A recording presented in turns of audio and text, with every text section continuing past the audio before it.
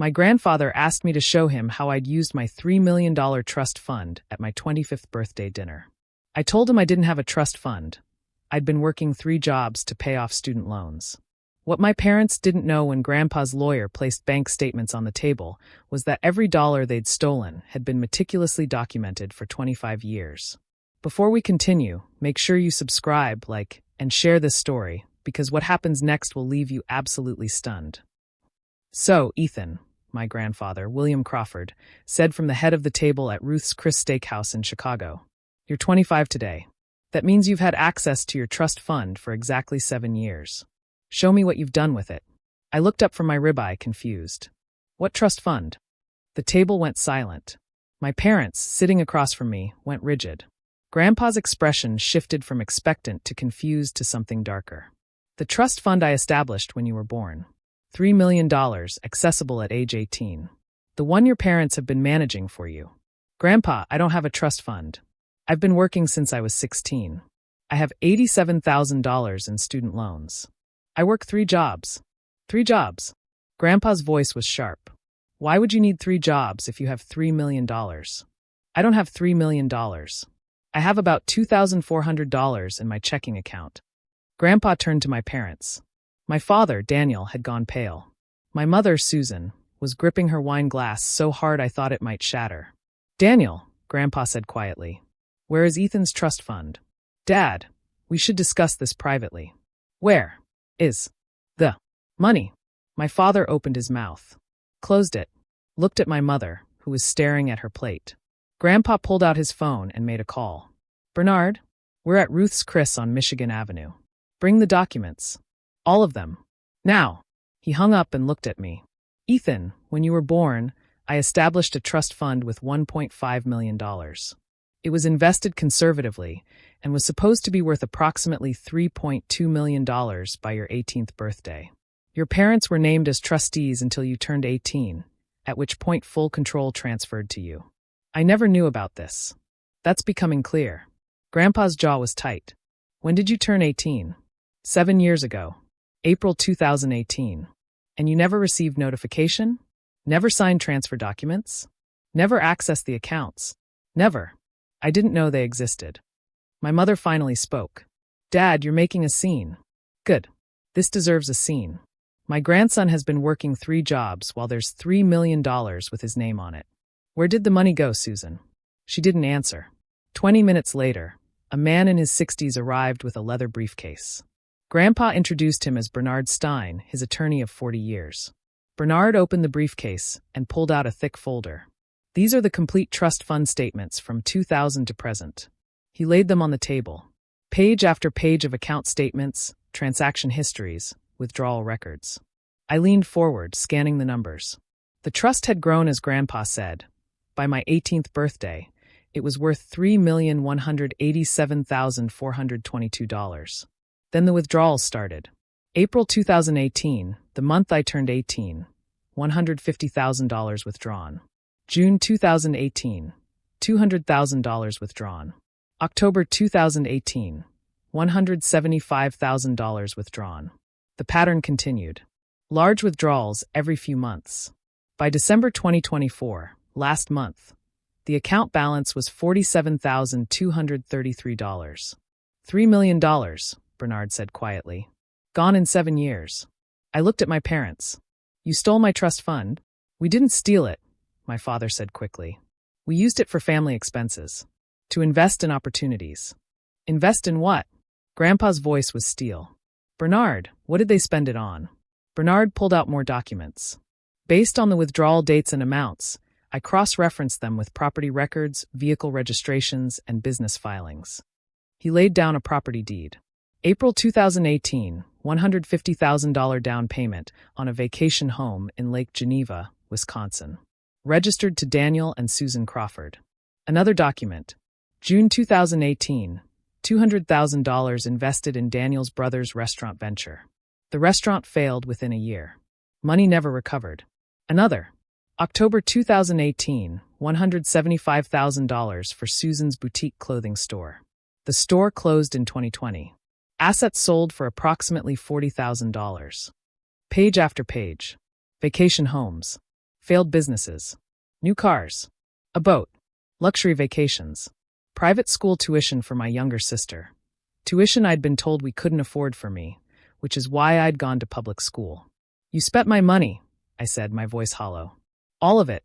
While I worked 3 jobs to pay rent and student loans, you were living off my trust fund. We were going to pay you back, my mother said desperately. The investments were supposed to grow. You weren't going to tell me at all, I said. If Grandpa hadn't brought this up, I never would have known. That's not true. When were you going to tell me? When the account hit 0. Silence. Grandpa's voice was quiet with rage. You stole your son's inheritance. You bankrupted a trust one spent 25 years building for him. You watched him struggle while you bought vacation homes and boats with his money. We're family, my father tried. Family shares. Family doesn't steal. Bernard, what are their legal options? Bernard pulled out another document.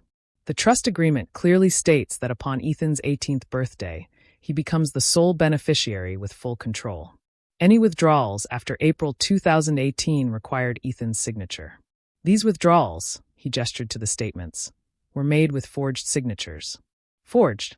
I grabbed the withdrawal slips. The signature said Ethan Crawford, but they weren't my handwriting.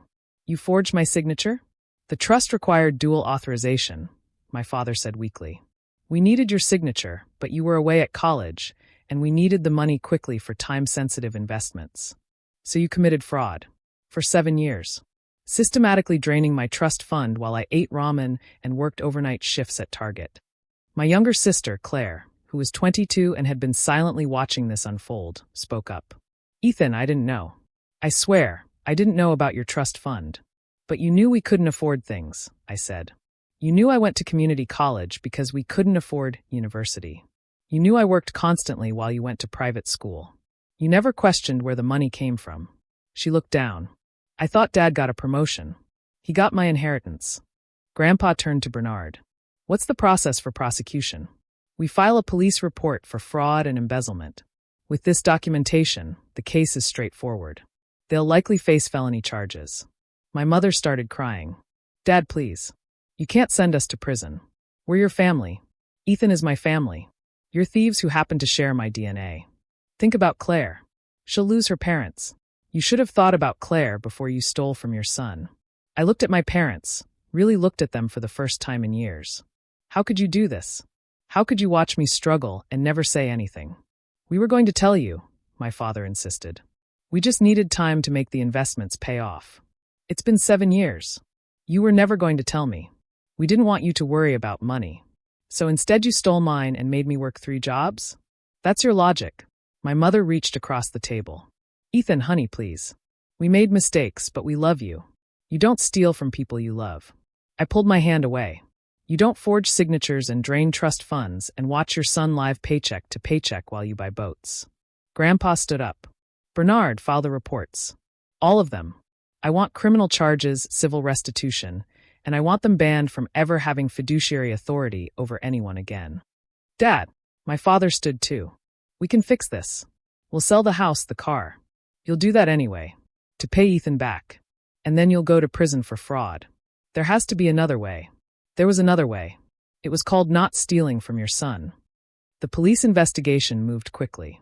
With Bernard's documentation, the case was airtight. My parents had forged my signature on 57 withdrawal authorizations. Each one was a separate count of fraud. The DA offered them a plea deal. Plead guilty to felony theft and fraud, pay full restitution of $3.14 million, the original trust plus lost investment growth. Serve 2 years in prison and permanent prohibition from managing anyone else's finances. They took it. Their lawyers said going to trial would result in much harsher sentences. They sold everything. The vacation home, the boat, the car, my mother's jewelry. It totaled about $680,000. Nowhere near enough.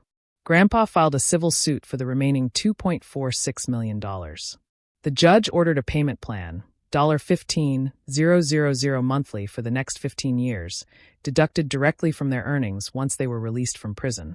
My sister, Claire, moved in with Grandpa. She'd been horrified when she learned the full scope of what our parents had done. I got private school and family vacations because they stole from you, she'd said, crying. I'm so sorry. It's not your fault, I'd told her. You didn't know. But I benefited. That makes me complicit.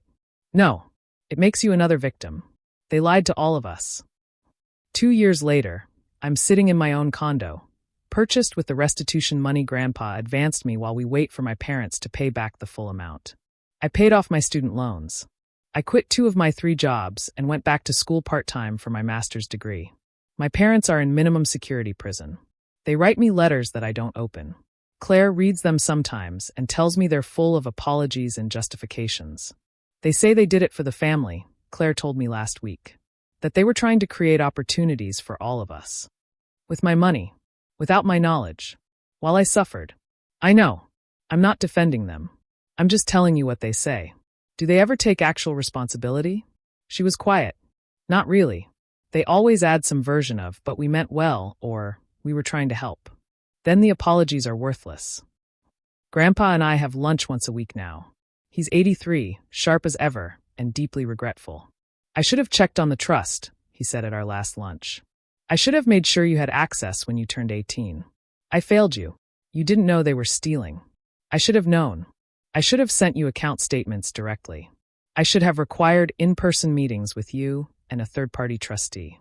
I built in safeguards to protect the money from external threats, but I never imagined the threat would be your own parents. No one imagines that. How are you doing? Really? I thought about it. I'm angry, but I'm also relieved. For years, I thought I was failing, that I wasn't smart enough or hardworking enough to get ahead. Turns out, I was working 3 times as hard as I needed to because someone was stealing from me. You were never failing, Ethan. You were being sabotaged. I know that now, but it took me a long time to believe it. The thing that haunts me isn't just the money. It's the years. 7 years of believing I was poor because I wasn't good enough. 7 years of 60-hour work weeks and ramen dinners. 7 years of watching friends travel and buy homes and start careers while I struggled to pay rent. 7 years of my parents watching me suffer while they spent my inheritance. That's what I can't forgive. Not the theft, that's criminal, and they're being punished. But the cruelty of watching me struggle, of listening to me worry about money, of knowing they could help but choosing not to because it would expose their fraud. My mother once told me, when I was 22 and stressed about bills, that I needed to learn to manage money better.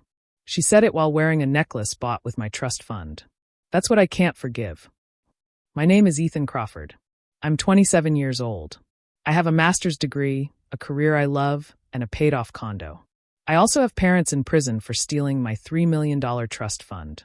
On my 25th birthday, my grandfather asked me a simple question that exposed 7 years of fraud. And everything changed. Some people think I should forgive my parents. That family is family, mistakes happen, they've paid the price. But here's what I learned. Family doesn't steal from you and watch you suffer.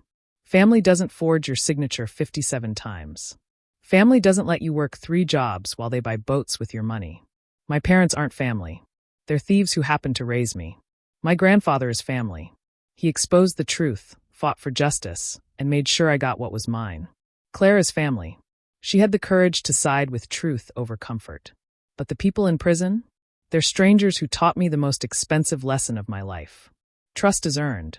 Blood means nothing. And sometimes the people who should protect you are the ones you need protection from. My trust fund is being restored. Slowly. $15,000 at a time over the next 15 years. By the time I'm 42, I'll have back what was stolen. But I'll never get back those 7 years of struggle. The years my parents stole while smiling to my face. That's what costs more than money. That's what can never be repaid.